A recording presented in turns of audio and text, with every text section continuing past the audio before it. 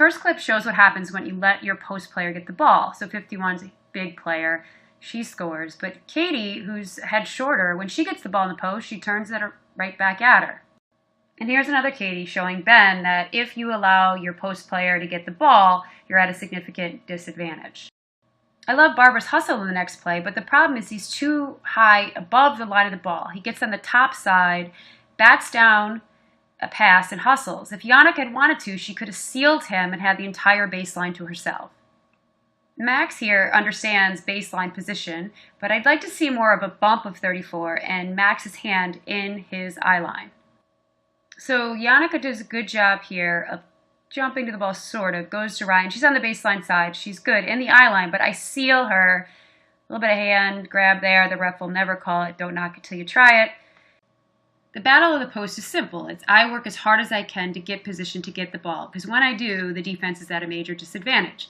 When I do get it, and in this case, I pinned Yannicka to take her out of the position she should have been, which was the inside in the paint area when the ball was in the air.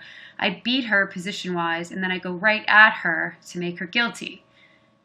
Willie knows that he's a lot stronger than I am, so he fronts me in the post, which is a mistake because I use his body weight and the footwork that you're going to see on the reversal to get position when Laura gets the ball at the top. So I take a cross step right there, and I leverage his weight against him and get in this lob position. And even if I don't get the ball from Laura, I know that if anyone puts a shot up, I have perfect position for an offensive rebound, and there's not much Willie can do about it. The first step is to simply be in help defense, shoot and see both, and avoid this type of battle because 90% of the time, the defense is guilty, and two, the closer you get, the easier it is for me to beat you, the offensive player, on one step and then get position. So Matt follows me and pushes me. So I say, fine, get it to Laura because I know I got him position-wise right there. And he's going to lean in and follow me again. Your workload's going to drop significantly if you jump to the ball on the pass and beat the player and help defense. So all along, I'm pushing Matt up the line, getting him out of position so that I can get the perfect lob pass from Ryan. The mental and physical adjustment is to just jump to help and beat the cutter to the spot instead of wrestling with the cutter. Because on one step here, I'm going to beat Zach thanks to a beautiful pass from Marshall. All the rules stay the same. You jump to the ball when the pass goes, you stay and help, you shoot both, you keep the player in front, and you expend far less energy than what Zach's doing here. When the ball is on the wing or below the foul line, you have to take away the baseline side. And you do this by not bodying up. You get a hand in the eye line and you put your collarbone along your player's shoulder. You deter the player from getting the ball.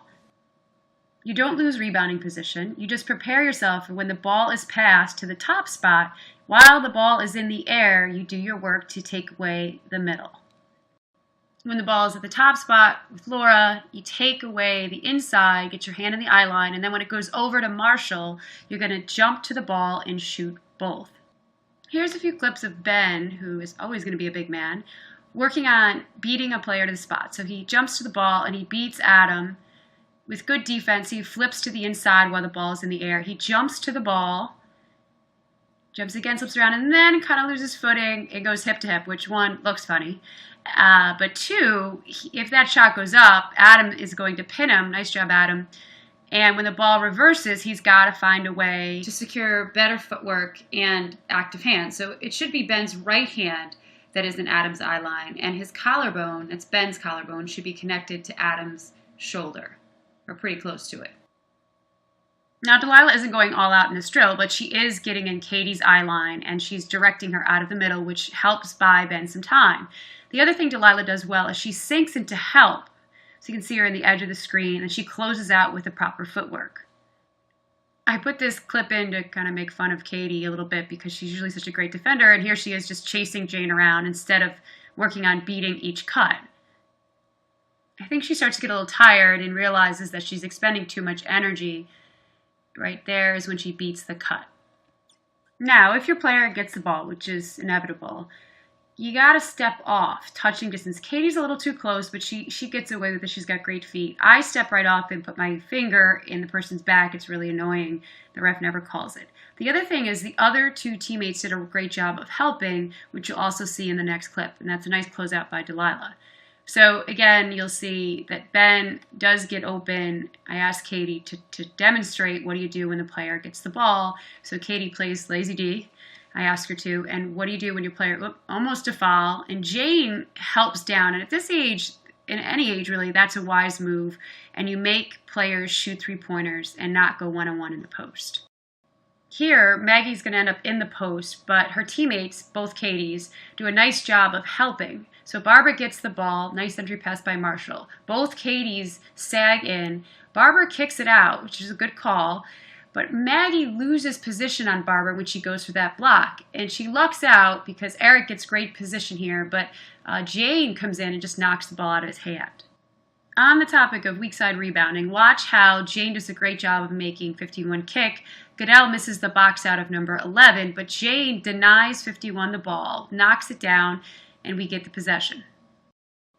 I love this next clip where the purple team helps each other, but watch how everyone needs to help just a little bit more. So Maggie gets burned, and Jane leaves this great player in 51. Maggie has to then take away 51, if for nothing else, the rebound.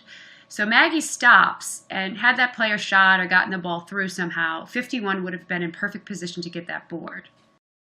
Now onto the last few clips. So I want you to keep an eye on Zach, who's actually in the wrong spot. He should be taking away baseline side.